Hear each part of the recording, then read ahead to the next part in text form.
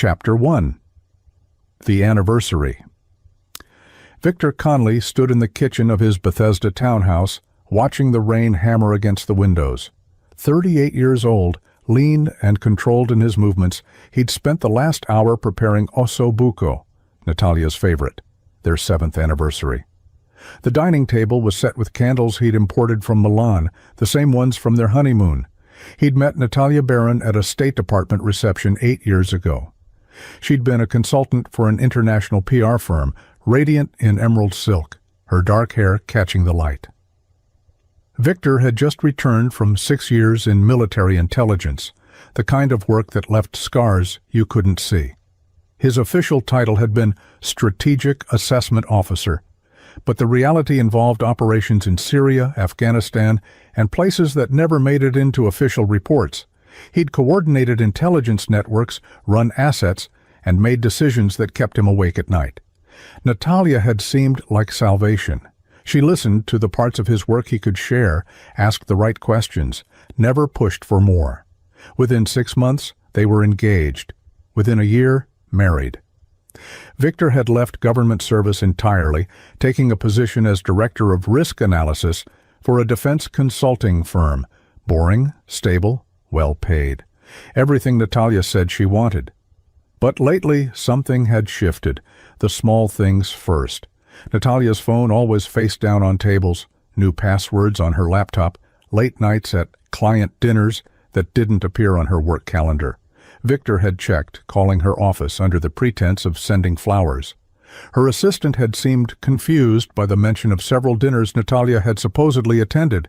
Then came the financial inconsistencies. Victor handled their investments, but Natalia managed her own accounts. Last month he'd noticed a wire transfer authorization left in the printer, $47,000 to an LLC he didn't recognize. When he'd asked about it casually, she'd smiled and said it was a deposit for a beach house they'd been discussing. They hadn't been discussing any beach house. The front door opened. Natalia swept in, shaking rain from her Burberry coat. At 34, she maintained the same striking beauty that had captured him, sharp cheekbones, calculating amber eyes, a smile that could disarm foreign diplomats. Tonight that smile seemed strained. "You cooked," she said, hanging her coat. Her voice carried a note he couldn't place. Tension? Guilt? "Anniversary," Victor replied, pouring wine. "Figured we should mark it properly." She sat across from him, but her attention kept drifting to her phone. Twice during dinner, it buzzed. Twice, she ignored it. Victor had spent years reading people in hostile territories, interrogating sources, detecting deception. Every instinct told him something was wrong. "Who keeps texting?" he asked mildly. "Just work. The Meridian account is blowing up." She met his eyes steady, almost too steady. "Carlos is having issues with the media strategy." Carlos Blevins. Victor had met him once at a company party, late 30s, expensive suit, the kind of smooth charm that set Victor's teeth on edge. Natalia's creative director, supposedly. The way Carlos had looked at his wife that night hadn't been professional. "Carlos," Victor repeated. "You've been working late with him, a lot lately." "It's a demanding client, Vic," a flash of irritation. "I thought you understood that." He did understand. He understood the careful way she'd begun documenting arguments over the past month, recording him on her phone during 2 disagreements, noting dates and times in a leather journal she thought he hadn't seen. He understood the consultation she'd had with a divorce attorney named Marie McKay. Victor had found the business card tucked in her wallet when looking for cash for the dry cleaning, but divorce didn't explain the classified documents. 3 weeks ago, Victor had found a USB drive hidden in a false bottom of Natalia's jewelry box. He'd only discovered it by accident when the drawer stuck. On that drive were photographs of files from Victor's old office, operational briefings he'd worked on, asset lists, communication protocols, material that was supposed to be destroyed when he left service. Victor had photographed the drive's contents and returned it undisturbed, his mind racing. Someone had accessed his old files. Someone had given them to Natalia, and she was planning to do something with them, something that involved Carlos Blevins and $47,000 wire transfers to shell companies. I have to tell you something, Natalia said suddenly, setting down her fork. Her hand trembled slightly. I haven't been happy, Victor. Here it comes, he thought. The setup. I think we need space, she continued. Time to figure out what we really want. Is there someone else? He kept his voice neutral, curious. That's not... She stood abruptly. You always do this. Turn everything into an interrogation. I can't breathe in this marriage. I asked one question, Natalia. And it's the accusation behind it. Her voice rose, an actress finding her pitch. You've been controlling, paranoid, following up on my dinners, checking my schedule. It's suffocating. Victor remained seated, watching her perform. She was building a narrative, crafting a story of an overbearing husband. But why? Divorce didn't require this theater. Unless... His phone buzzed. A text from Glenn Vance, his former colleague, and one of the few people from his intelligence days he still trusted. Call me. Urgent. I need some air, Natalia announced, grabbing her coat. Don't wait up. She left, and Victor immediately dialed Glenn. We have a problem, Glenn said without preamble. You know a Carlos Blevins? My wife's colleague. Why? He's been making inquiries, careful ones, through cutouts, but we picked them up. He's asking about your old operations, specifically the Damascus networks. Victor, someone's trying to sell your operational history. The room seemed to tilt. Sell it to whom? We're not sure yet, but if those asset lists get out, people die. Your people, and you become a very convenient scapegoat for a massive intelligence breach. Victor stood, mind calculating scenarios at combat speed. Natalia wasn't just planning to leave him, she was planning to destroy him, probably frame him for espionage, while she and Carlos cashed in on classified information. I'm bringing you in, Glenn continued. Protective custody until we... No, Victor interrupted. If they're planning what I think they're planning, official channels play right into it. I need to handle this my way. Vic, you're not in the field anymore. I said I'll handle it. He hung up and stared at the anniversary dinner, the candles burning down to nothing. His wife had declared war. She just didn't know he'd already started playing defense. Chapter 2.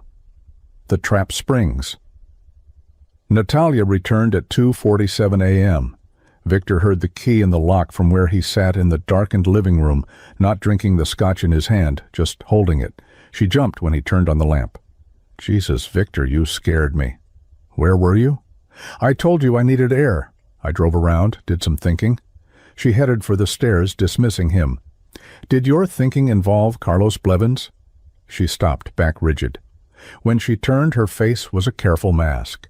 Are you seriously accusing me of having an affair right now? I'm asking where you were.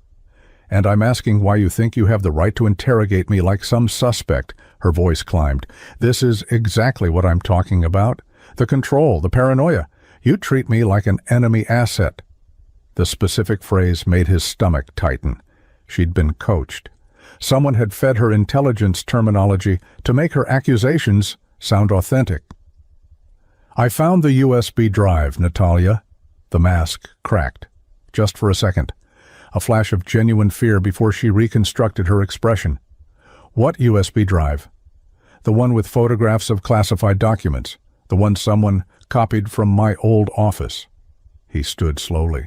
Want to explain that? I don't know what you're talking about. But her hand moved to her purse, instinctive, protective. How much is Carlos paying you?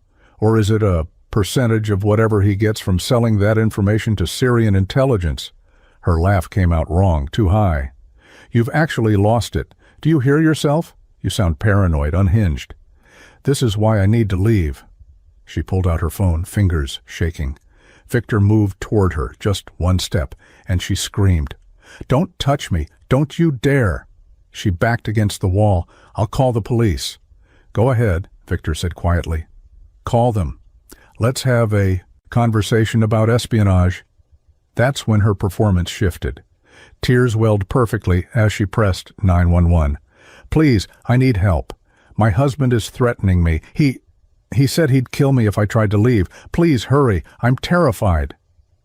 Victor stood absolutely still, understanding crystallizing. This was the play. Frame him as abusive. Get him arrested, discredited. While he was defending himself against domestic violence charges, Carlos would complete whatever sale they had planned. By the time Victor could prove anything about the classified documents, the damage would be done, assets would be dead, and he'd be buried under legal problems.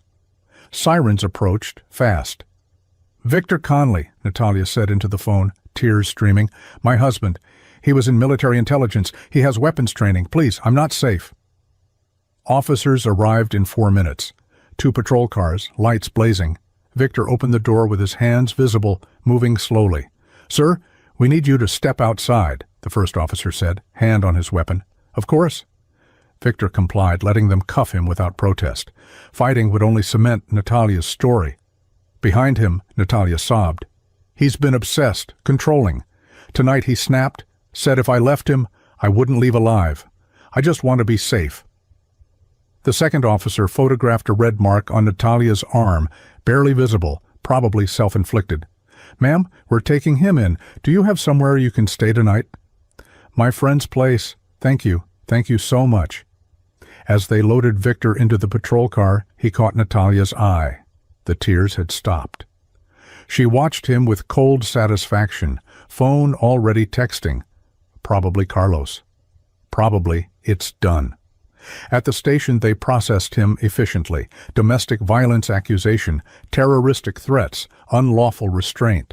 Serious charges that would stick in the news cycle, ruin his reputation, make any future claims about classified documents look like a desperate attempt to deflect.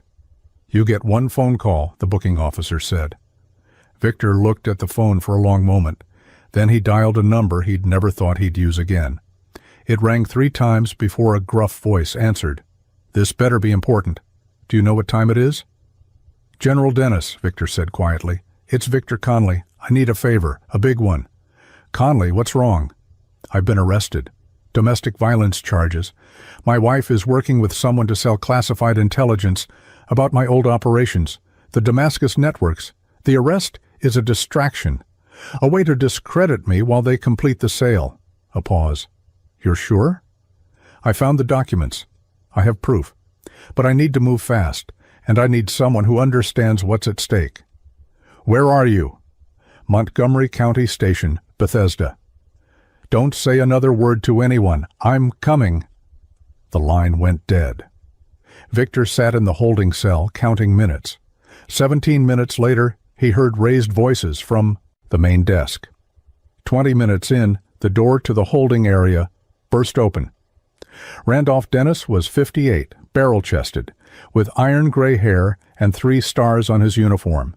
He'd commanded operations across the Middle East and had personally recruited Victor into intelligence work 12 years ago.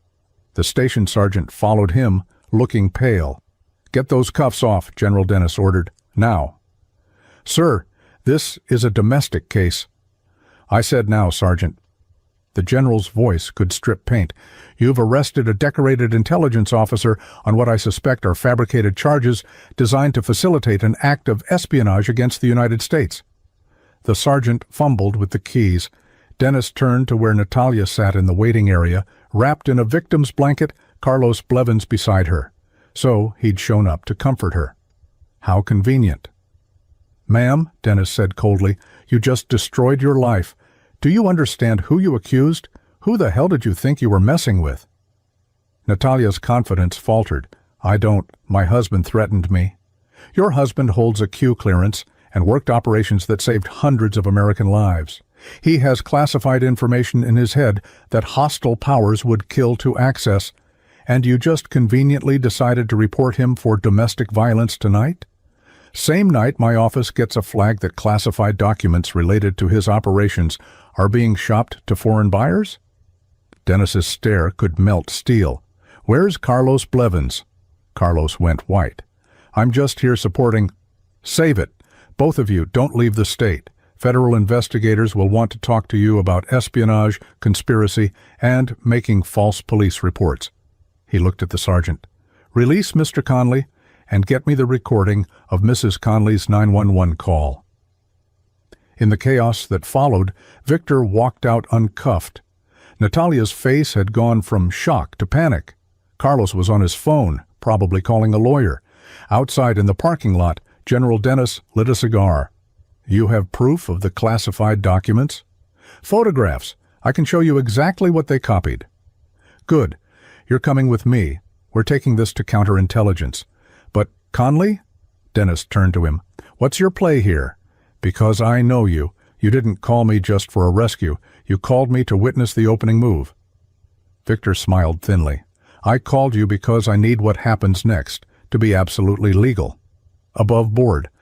But once the official investigation is running? He looked back at the station, where Natalia was visible through the window, arguing with Carlos. Then I handle the rest my way. Your way has a tendency to be creative. They tried to destroy me, General, to sell out people I've worked with, people who trusted me. I'm going to make sure their punishment fits their crime. Dennis studied him. Do what you need to do. But Conley, don't create an international incident. No promises. Chapter 3. The Investigation. The counterintelligence team descended on Natalia and Carlos like wolves on wounded prey. Within 48 hours, they'd frozen every account, seized every device, and uncovered a conspiracy that went deeper than Victor had imagined. He watched from behind one-way glass as they interrogated Carlos first. The man who'd seemed so smooth and confident at parties now sweated through his expensive shirt, hands shaking. We found the communications, Agent Ezra Nicholson said, spreading printouts across the table. Encrypted chats with a broker named Kareem Luna. You know him? I want my lawyer. Your lawyer is outside. You can talk to him in a minute. But right now, I want you to understand something, Mr. Blevins. Espionage carries the death penalty. Selling classified intelligence that gets American assets killed? That's the worst kind of treason. Nicholson leaned forward. But people who cooperate, who help us stop sales before they happen, those people sometimes get life sentences instead, maybe even witness protection if they're really helpful. Carlos broke. It wasn't supposed to go this far. Natalia said her husband had documents from his old job. Valuable stuff. She said he'd left government service, so it wasn't really classified anymore. Bullshit, Nicholson interrupted. You knew exactly what you were doing. The broker, Kareem Luna, you made contact with him 6 months ago. You approached him, not the other way around. So let's try truth this time. Whose idea was this? Natalia's, Carlos whispered. She planned everything. Said her husband was a mark, someone with access we could exploit. She married him for it. For the access, the documents. Behind the glass, Victor felt something cold settle in his chest. 7 years. She'd married him specifically to steal classified information. When did you two start the relationship? Nicholson asked. Before she married him. We never stopped. She said Victor was insurance, a stable income while we set up the real score. The documents could fetch millions from the right buyers. The interrogation continued, each answer worse than the last. Carlos detailed how Natalia had systematically photographed documents from Victor's home office during their first year of marriage, before he'd secured everything properly, how she'd cultivated the relationship, played the perfect wife, all while planning to betray him. The domestic violence accusation had been the culmination, get Victor arrested, discredited, and unable to interfere while they completed the final sale. Natalia's interrogation was different. She didn't break. She deflected, minimized, lied with the same polished grace she'd used to seduce him 8 years ago. I don't know anything about classified documents, she said calmly. Carlos and I were having an affair, yes? I was planning to divorce Victor. But this espionage story? Victor is paranoid, unstable. He's been that way for years. I think this is his way of trying to control the narrative when I leave him. Agent Clement Bradshaw, a 20-year veteran of counterintelligence, looked unimpressed. Mrs. Conley, we have your text messages. V is getting suspicious about the files. Need to move timeline. That's from 3 weeks ago. Taken out of context, Carlos says the broker will pay $2.1 million for the full package, split 60-40 after expenses. That's from 2 months ago. You want to explain that context? Natalia's lawyer, a sharp woman named Clarice Weeks, leaned over. My client is invoking her Fifth Amendment, right against self-incrimination. Smart, Bradshaw said, because we have enough evidence to charge her with conspiracy to commit espionage, aiding and abetting the theft of classified documents, and making false statements to law enforcement. She's looking at spending the rest of her life in federal prison. From behind the glass, General Dennis stood beside Victor. Your wife is going away for a long time. Carlos will probably flip completely for a deal. The broker, Luna, we're tracking him now through international channels. And the documents? Victor asked. Have they been sold yet? No, Carlos was supposed to make the final handoff tomorrow. We'll substitute our own people, roll up the network. Thanks to your call, we stopped this before real damage was done. Victor nodded, but his mind was elsewhere. The official investigation would handle the espionage charges. Natalia and Carlos would face federal prosecution. But that wasn't enough. They'd tried to destroy his life, to kill people he'd worked with. Prison was too clean, too distant. He needed them to understand the magnitude of their mistake, and he needed their punishment to fit the personal nature of their betrayal. I need access to their communications, Victor said. Everything you've recovered. Dennis frowned. That's evidence in a federal case. I'm not going to tamper with it, but they've been planning to destroy me for years. I deserve to know the full scope. He turned to the general. And I think there are elements of their plan you haven't uncovered yet. Personal things that won't show up in your official investigation. After a long moment, Dennis nodded to Bradshaw, who passed Victor a tablet loaded with recovered messages. Victor read for an hour, the betrayal deepening with each screen. Natalia and Carlos had mocked him in their messages. V is so trusting, it's almost sad. Hook, line, and sinker. The military hero never suspected his wife was smarter than him. After we sell the docs, I'm going to enjoy watching him try to rebuild his reputation from prison. But there was more. A property in the Cayman Islands purchased under Carlos's LLC. Bank accounts in Natalia's maiden name. A detailed plan to plant additional evidence in Victor's home, more classified documents they'd created from the originals, positioned to make it look like Victor had been planning to sell them himself. They'd wanted to frame him not just as abusive, but as a traitor. The rage that filled Victor was cold, calculated, the same rage he'd felt in Damascus when an asset had been compromised, when someone had betrayed good people for money. But this was personal.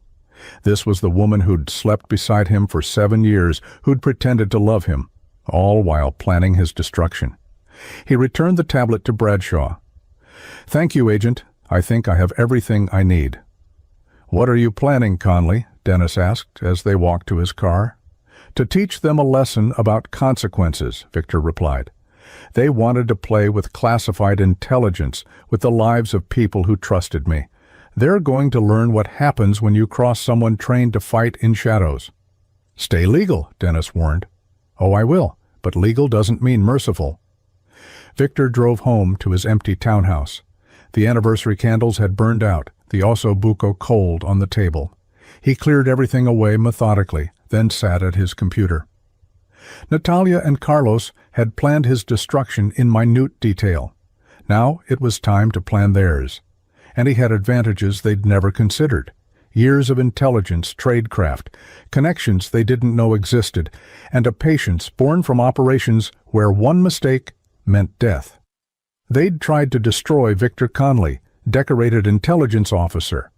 Now they'd meet the version of him that had survived war zones, managed networks in hostile territories, and made hard choices in the dark. And that Victor Conley didn't lose. Chapter 4. Assets in motion. Glenn Vance arrived at Victor's townhouse at dawn, carrying coffee and a knowing look.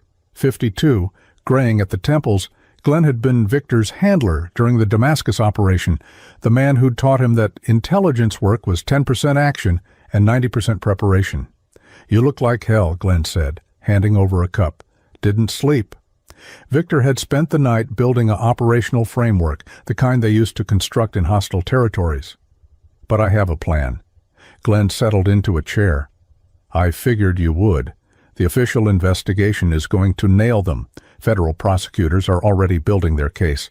So, what's the unofficial plan? Natalia and Carlos tried to frame me. sell classified information, and destroy my life, Victor said. The federal case handles the espionage, but there's a personal debt. They mocked me, Glenn. For years, they laughed about how stupid I was to trust her. You want revenge. I want them to experience exactly what they tried to do to me. Reputational destruction, financial ruin, public humiliation. But more than that, I want them to betray each other. I want their relationship, their trust, to collapse the way they tried to collapse mine. Glenn sipped his coffee thoughtfully. How? Victor opened his laptop, showing Glenn a network of connections he'd mapped overnight. Carlos is desperate to avoid the death penalty. He'll cooperate with prosecutors, but right now he still thinks he can minimize his role, paint Natalia as the mastermind. Natalia thinks she's smarter than everyone, that she can manipulate her way to a better deal. They're both wrong. He pulled up a recovered email. Look at this. Carlos to Kareem Luna. If things go south, I have insurance. Natalia doesn't know, but I kept copies of everything. If I go down, she goes down harder. He's been planning to betray her from the start. And Natalia? She has her own insurance. Victor showed another document, a notarized statement dated 6 months ago. She prepared a sworn affidavit claiming Carlos coerced her into the relationship, threatened her, manipulated her into stealing documents. It's all lies, but it's documented. She was always planning to throw him under the bus. Glenn smiled slowly. They're both wearing knives, aimed at each other's backs. Exactly. And I'm going to make sure those knives find their targets. Victor pulled up a new file. First, we make sure their trial becomes a public spectacle. Second, we ensure they turn on each other completely. Third, we destroy their ability to ever rebuild their lives. And fourth, he looked at Glenn, we make sure the people they tried to sell information about get a chance to express their feelings. Glenn's expression turned serious.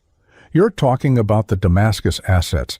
Victor, those people were trained killers. If they know Natalia and Carlos tried to expose them... I'm not arranging anything, Victor interrupted, but information has a way of spreading.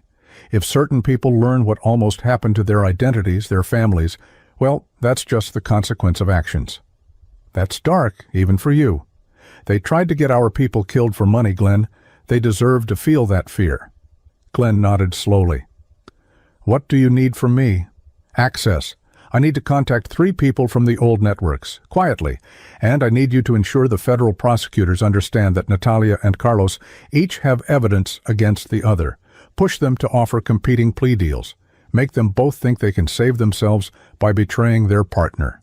Turn them against each other. Exactly. They built their relationship on lies and betrayal. Let's see how it holds up under pressure. Glenn stood. I'll make some calls, but Victor? When this is over, you need to find a way to move on. Don't let this consume you. It won't. But first, I need to make sure they understand the full weight of what they've done. After Glenn left, Victor made his first call. The man who answered spoke with a Syrian accent, cautious. Who is this? It's Phoenix, Victor said, using his old operational code name. I need to talk about a threat that almost compromised the Damascus network. The voice sharpened. What threat? 2 Americans tried to sell your identities to hostile intelligence services. Names, locations, family details, everything. It was stopped, but they came.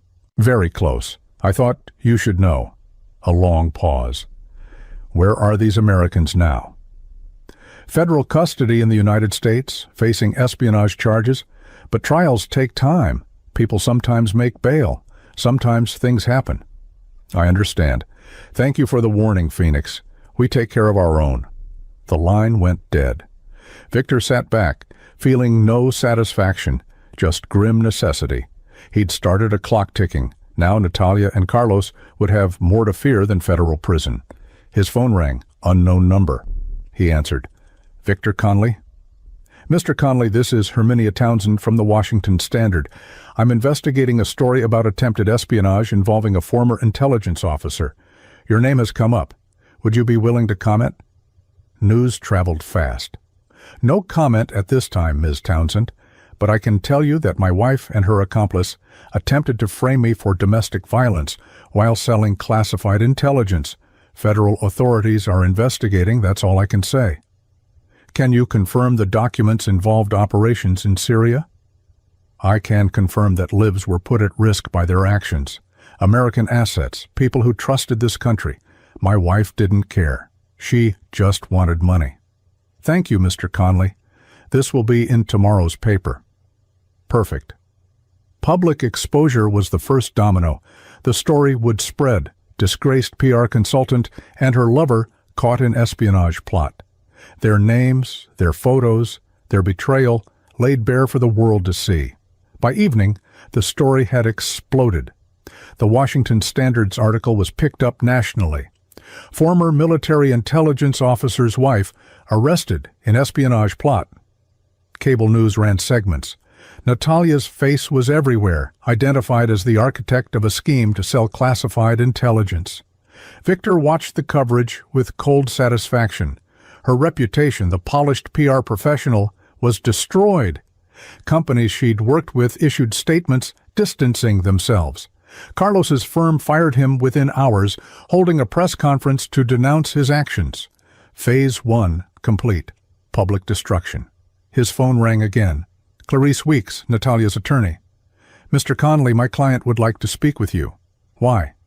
She believes there's been a misunderstanding. She wants to explain all. Tell your client that if she wants to explain anything, she can do it under oath at her trial. I have nothing to say to her. Mr. Conley, she's still your wife. No, she's not. Divorce papers will be filed tomorrow. And Ms. Weeks, make sure Natalia understands something. I know about the property in the Caymans. I know about the accounts in her maiden name, and I know about the affidavit she prepared to betray Carlos. Federal prosecutors know too. A sharp intake of breath. How did you? I'm very good at what I do. Tell Natalia that every secret she has, every plan she made, I've found them all, and I'm making sure Carlos knows about them too. He hung up and immediately called Carlos's attorney, a nervous man named Randall Lamb. Mr. Lamb, this is Victor Conley. I thought Carlos should know that Natalia prepared a legal statement 6 months ago, claiming he coerced her into the relationship and the espionage plot. She's planning to testify against him, paint herself as a victim. We need to verify. I'm happy to provide copies. I want Carlos to understand exactly who he's been working with. A woman who planned his betrayal from the beginning. Victor could hear muffled conversation, Carlos's voice in the background rising in anger. Mr. Conley, Lamb said carefully, what exactly do you want? I want the truth to come out. I want both of them to face full consequences. And I want them to understand that loyalty meant nothing in their relationship, just like it meant nothing in their marriage to me. He ended the call and sat in the darkness, listening to his empty house. The machinery of revenge was in motion. Natalia and Carlos would soon discover that their alliance was built on sand, and the tide was coming in. Chapter 5. The Crumbling Alliance. The media storm intensified. By the third day, protesters appeared outside the courthouse where Natalia and Carlos had their bail hearings. Someone had leaked details, perhaps through Glenn's connections, about exactly what intelligence had almost been sold.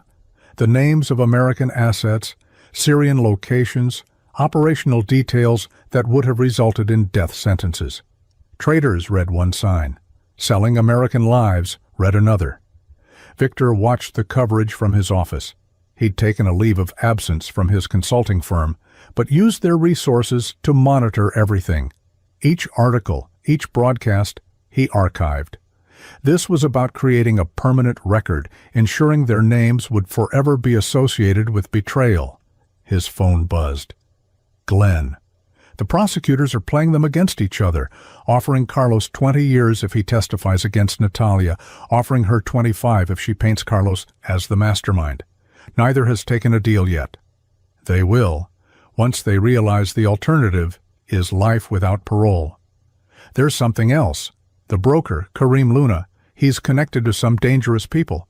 Word is getting around that his suppliers failed to deliver. He's not happy. Good. Let him be unhappy. Victor, Luna has a reputation. People who disappoint him don't fare well. If he thinks Carlos and Natalia burned him, that's their problem. They chose to do business with criminals. Actions have consequences. But Glenn's warning echoed in Victor's mind. He'd set multiple forces in motion: legal, personal, criminal. The question was whether they'd converge in a way he could control. That afternoon he received an unexpected visitor. Natalia's father, Eugene Silva, had been a successful banker before retiring. Victor had always gotten along with him: monthly dinners, reasonable conversations. Now Eugene stood in Victor's doorway, looking 10 years older than the last time they'd met. "May I come in?" Eugene asked quietly. Victor stepped aside. They sat in the living room, the same room where Natalia had made her false 911 call. "I don't know what to say," Eugene began.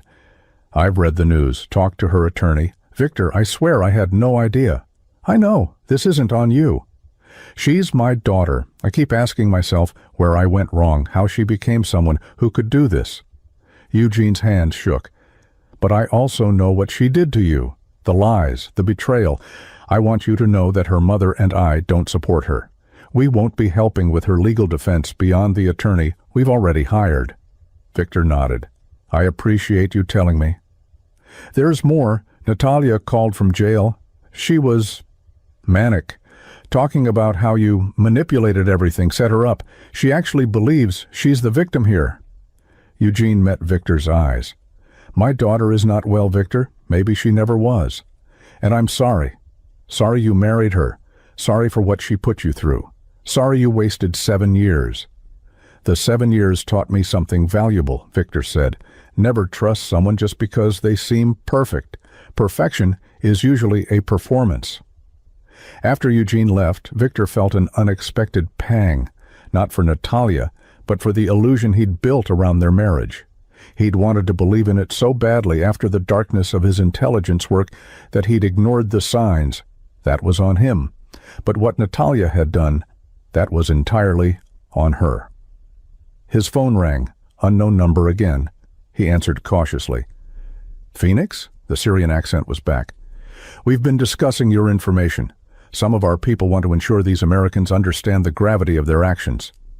"They're in federal custody," Victor said. "It's highly secure." "For now? But trials take months. Things happen. Witnesses get threatened. Maybe these Americans should know they're being watched. Maybe they should feel unsafe." Victor hesitated.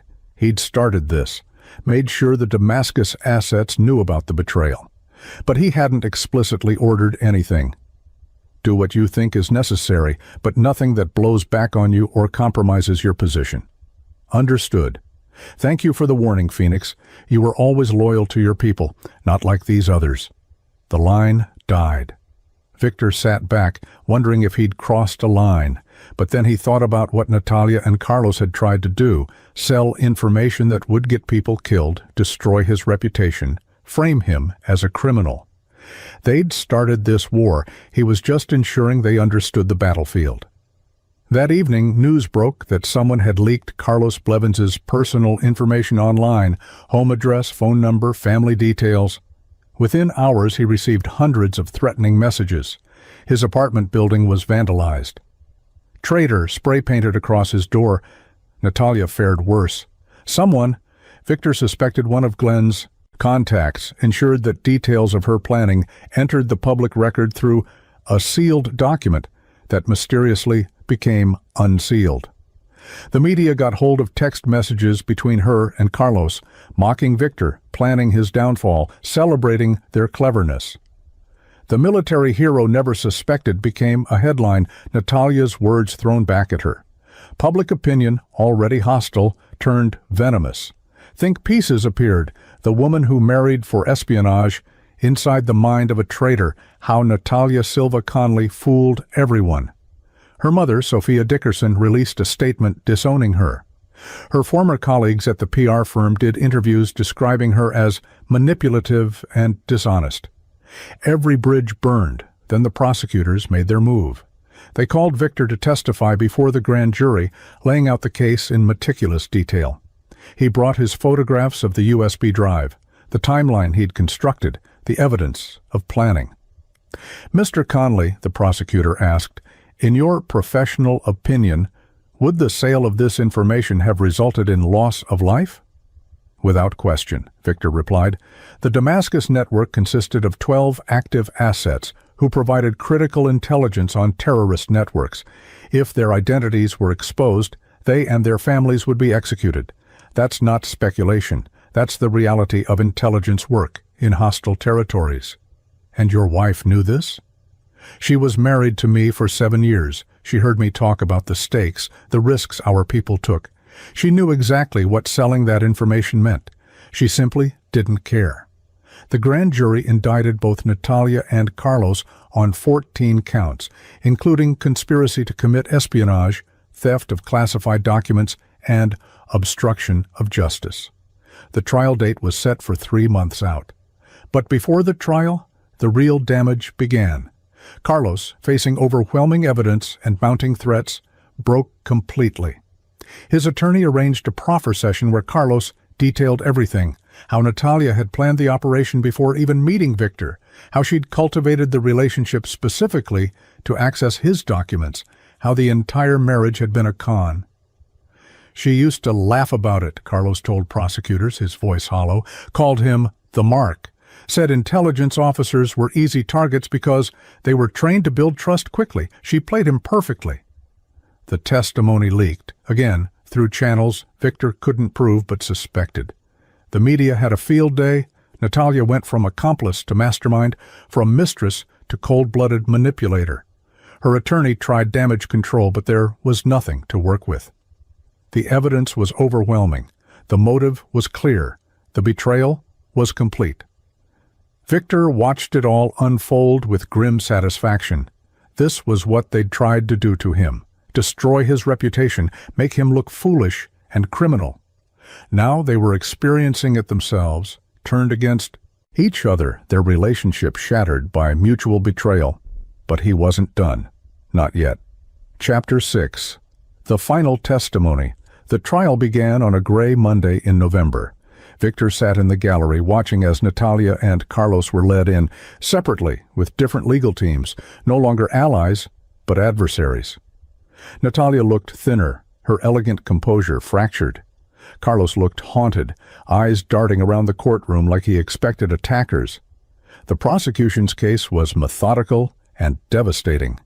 Agent Nicholson walked the jury through the evidence, encrypted communications, the USB drive, financial records showing payments from the broker. They presented the operational documents Natalia had photographed, explaining in detail how each piece of information could be used to compromise American intelligence assets. Then they called Glenn Vance to testify.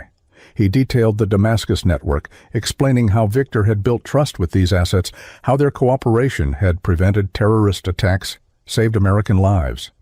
If this information had been sold, Glenn said, those 12 people and their families would be dead within a week. That's not hyperbole, that's operational reality. When it was the defense's turn, Natalia's attorney tried to paint her as manipulated by Carlos, swept up in something she didn't understand. But Carlos's attorney immediately objected, presenting the affidavit Natalia had prepared months ago, the one claiming Carlos had coerced her. Your Honor, Carlos's attorney said, this document proves my client is not the mastermind. Ms. Silva Conley prepared false statements months in advance, planning to blame Mr. Blevins if they were caught. She was the architect, and she planned from the beginning to sacrifice my client. The courtroom erupted. The judge called for order. Natalia's face went white as her own document was used against her. But the prosecution wasn't finished. They called Natalia's former assistant, Maritza Marsh, who testified that Natalia had taken unexplained trips, made suspicious calls, and once left her computer unlocked with a file visible, a file titled V's Documents. I didn't think much of it at the time, Maritza said, but now, looking back, she was planning this for years. Then the prosecution called Victor. He walked to the stand calmly, placed his hand on the Bible, and swore to tell the truth. The prosecutor, a sharp woman named Savannah Reese, led him through his background, 12 years in military intelligence, operations in Syria, Afghanistan, Iraq. Classified work that had earned him commendations and the personal respect of General Dennis. Mr. Conley, when did you first suspect your wife was involved in espionage? About 3 weeks before my arrest, Victor replied. I found a USB drive hidden in her jewelry box. It contained photographs of classified documents from my old work. What did you do? I documented everything, photographed the drive's contents, returned it, undisturbed, and began investigating. I discovered financial irregularities, shell companies, communications with Carlos Blevins. Why didn't you go to authorities immediately? Because I needed to understand the full scope. If I'd acted too quickly, I might have spooked them into destroying evidence or completing the sale. I needed to gather proof. Savannah nodded. Mr. Conley, defense attorneys have suggested you're a controlling, paranoid individual. How do you respond? Victor looked directly at Natalia. I was trained to identify threats and assess risks. My wife was committing espionage. Being suspicious of that isn't paranoid. It's rational. Did you ever threaten your wife? Never. The domestic violence accusation was part of her plan to discredit me while she and Mr. Blevins completed their sale. General Dennis's intervention stopped that false narrative. One final question, Mr. Conley. Your wife lived with you for 7 years. She shared your home, your bed, your life. Knowing now that it was all a lie, how does that make you feel? Victor paused, choosing his words carefully. It makes me understand that some people are fundamentally broken. They see others as targets, relationships as transactions. My wife didn't marry me because she loved me. She married me because I had something she wanted to steal. That's not love. That's pathology. The courtroom was silent. Even the jury looked affected. Thank you, Mr. Conley. No further questions. Natalia's attorney tried to cross-examine, suggesting Victor had been distant, cold, that the marriage had deteriorated naturally. But Victor calmly rebutted each point with specific examples. Anniversary dinners he'd prepared, trips he'd planned, moments of genuine connection he'd believed in. I tried to be a good husband, Victor said. I just didn't know I was married to someone incapable of being a good wife. When Carlos testified, part of his plea agreement, he confirmed everything. Natalia had recruited him, planned the operation, controlled every aspect. He'd been a willing participant, yes, but she'd been the architect. She's brilliant, Carlos said bitterly. Cold and calculating. She had contingency plans for everything, including betraying me. The defense tried to recover, but there was no saving the case. The evidence was overwhelming. The betrayal was documented. The jury deliberated for less than 4 hours. Guilty on all counts, both of them. The sentencing hearing was set for 2 weeks later. Victor attended, wanting to see the end. Judge Wilburn McMahon was a former military prosecutor known for harsh sentences in national security cases. He'd reviewed everything, the documents, the testimony, the scope of the betrayal. Mr. Blevins, Ms. Silva Conley, he began, I've presided over many cases in my career, but few have demonstrated such calculated betrayal of trust.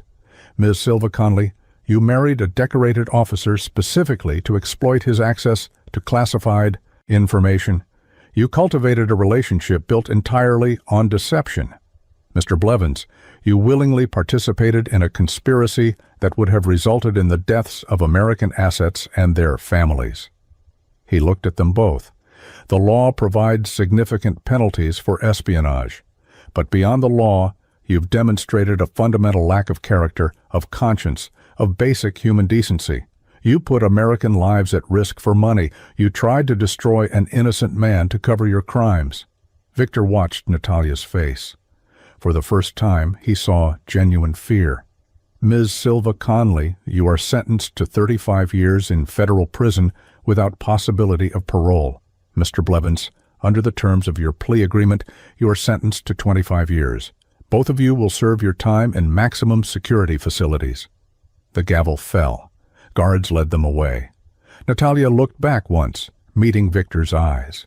He saw hatred there and desperation, and finally, too late, understanding. She'd gambled everything on her ability to manipulate, to lie, to destroy him first. She'd lost. Outside the courthouse, reporters swarmed. Victor gave a brief statement. Justice has been served. My only regret is that it took 7 years to see my wife's true nature. But the truth always emerges. Always.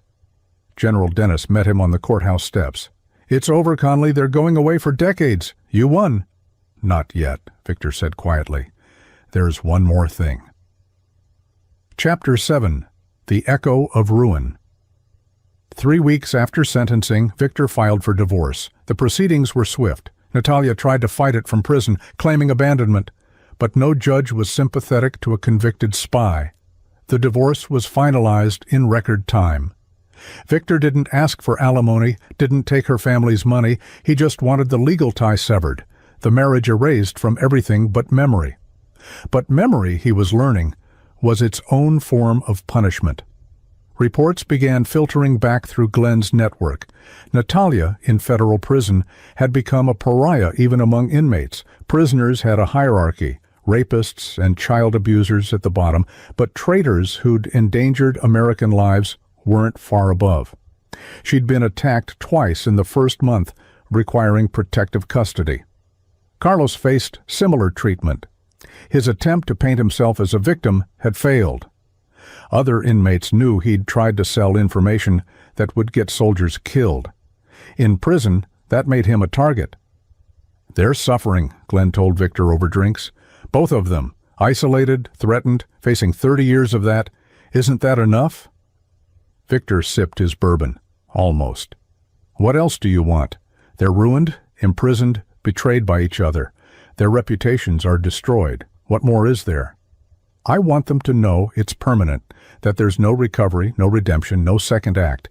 I want their names to be synonymous with betrayal for the rest of their lives." Glenn sighed.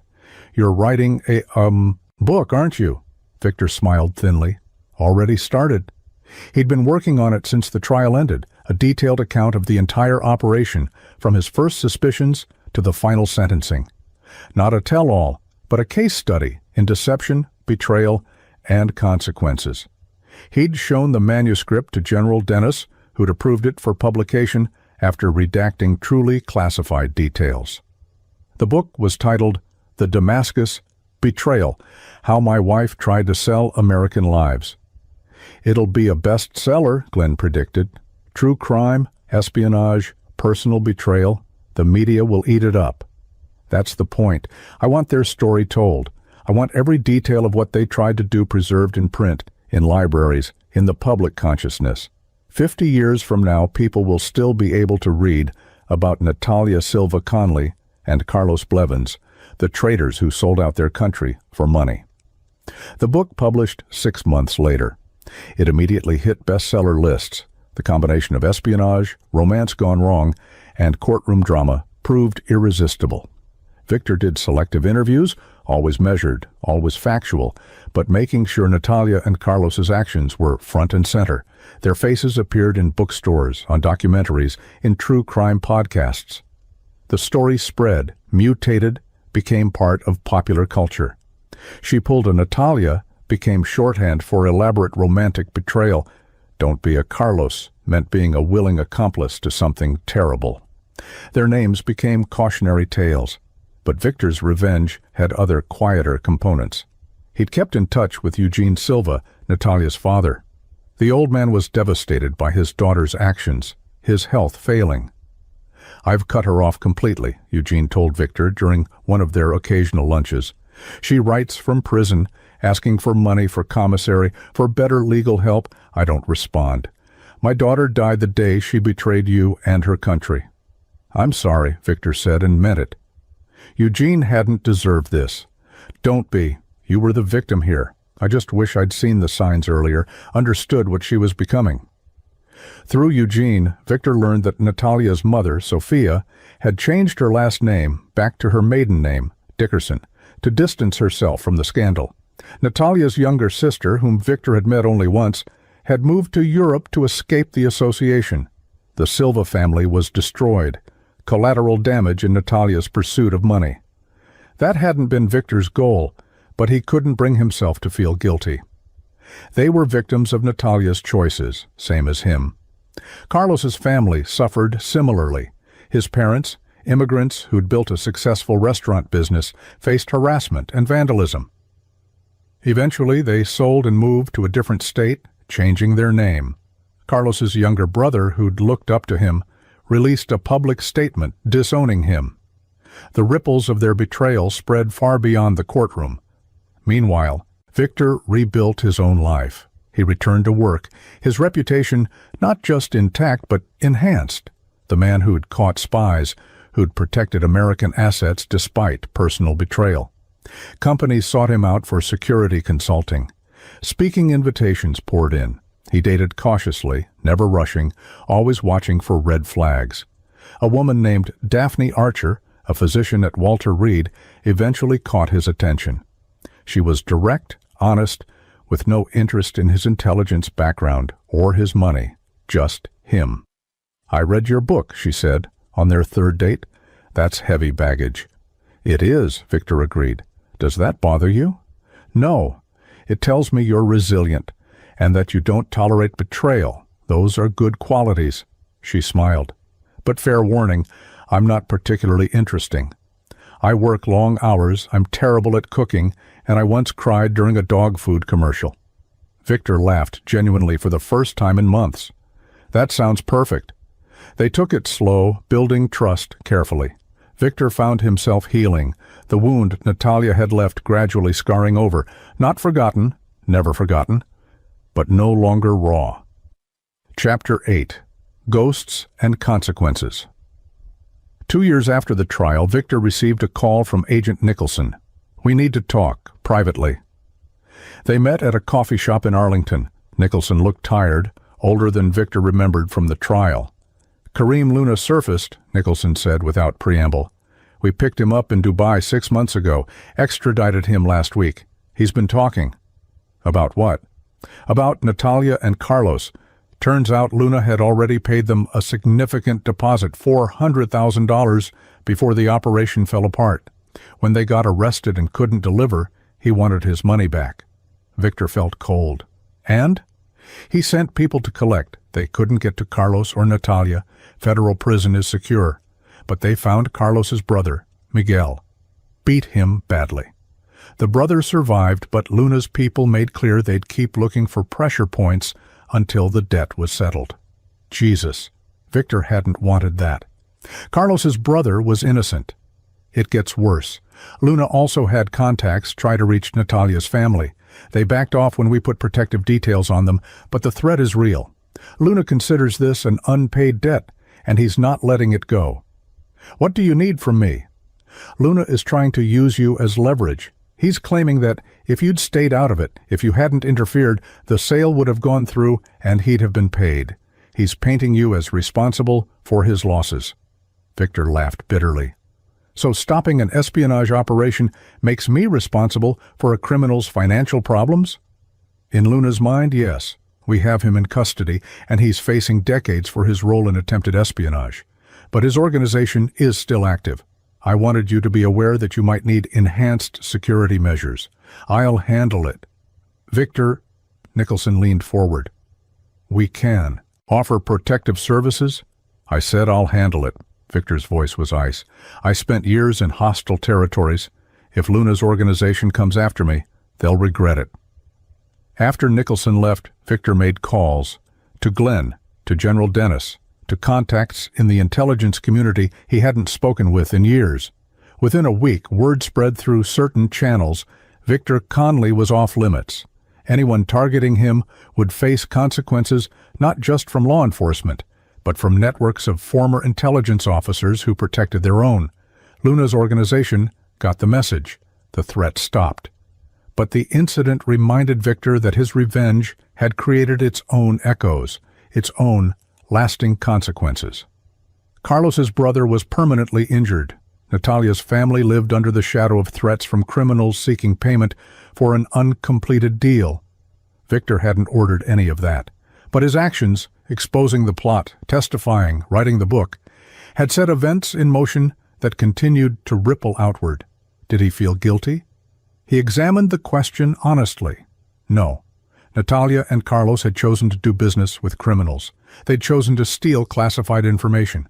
Every consequence that followed was the result of their choices, not his. But he was aware that revenge, even justified revenge, had costs, not just for the targets, but for everyone connected to them. One evening, Daphne found him on his balcony, staring at the city lights. "You're thinking about them?" she said. It wasn't a question. "Always will be, at least partially. They took 7 years of my life. Built those years on lies. But you've built something new now, something real." She took his hand. "Don't let them have any more of your time than they already stole." She was right. He'd gotten his revenge. Comprehensive, thorough, and permanent. Natalia and Carlos would spend decades in prison, their names forever associated with betrayal. Their families had been destroyed. Their reputations were ashes. It was enough. It had to be enough. Chapter 9. Legacy of Betrayal.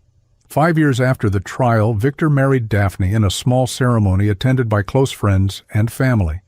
General Dennis performed the service, a symbolic gesture, one of the few people who'd stood by Victor during the darkest time, giving his blessing on this new beginning. Glenn gave a toast. To Victor, who proved that integrity survives betrayal, and that sometimes the best revenge is simply refusing to be destroyed. Victor's book had become a fixture in intelligence training courses, a case study in how spies could be cultivated through personal relationships. He'd turned his betrayal into a teaching tool, ensuring future officers would be more vigilant. Occasionally, updates filtered through about Natalia and Carlos. Natalia had attempted multiple appeals, all denied. She'd written him letters from prison, first angry and accusatory, then pleading, finally empty apologies. Victor never responded. There was nothing left to say. Carlos had become a model prisoner, taking classes, keeping his head down. His attorney had hinted at clemency petitions years in the future, but with 30-plus years left on his sentence, that was distant hope at best. The Damascus assets were safe. The networks Victor had helped build continued operating, saving lives, preventing attacks. That, more than anything, gave his revenge meaning. By stopping Natalia and Carlos, he'd protected people who'd trusted him. One afternoon, Victor received a call from Agent Bradshaw, now retired. "Thought you'd want to know? Kareem Luna was found dead in his cell last week. Apparent suicide, though there are questions." Victor absorbed the news. Luna's death meant the criminal organization's vendetta was truly over. No more threats, no more echoes of danger. "Thanks for letting me know." "Victor, one more thing. We recovered Luna's personal effects. He had notes about your case, detailed ones. He was obsessed with you, blamed you for everything that went wrong. He made his choices." "True, but there was something else in his notes. He'd figured out your operational pattern, how you'd built the Damascus network. He wrote, 'Conley was always 3 moves ahead. We never had a chance.' I thought you'd appreciate that." Victor smiled slightly. 3 moves ahead. That's how you survived in intelligence work, always anticipating, always planning. Natalia and Carlos had seen him as a mark, an easy target. They'd never understood that Victor Conley's greatest strength was his ability to think strategically, to turn apparent weakness into ultimate victory. He'd let them think they were winning, let them believe they were smarter, let them commit fully to their betrayal. Then he'd systematically dismantled everything they'd built, using their own plans against them, turning their alliance into a weapon that destroyed them both. That evening, Victor and Daphne hosted a dinner party. Glenn and his wife, General Dennis, several colleagues from Victor's current security firm. Conversation flowed. Laughter filled the house. These were real relationships, built on honesty and mutual respect. Nothing like the facade he'd lived with Natalia. "You seem happy," Glenn observed as they stood on the deck after dinner, watching the sunset. "I am," Victor replied, surprised to realize it was true. What Natalia did, it was devastating at the time. But it taught me to value authenticity. Daphne is genuine in a way Natalia never was. This life is real in a way that marriage never was. So in a weird way, Natalia did you a favor? Hell no. She tried to destroy me, to get people killed, to ruin everything I'd worked for. But I survived, I won, and I built something better from the ashes. Glenn raised his glass.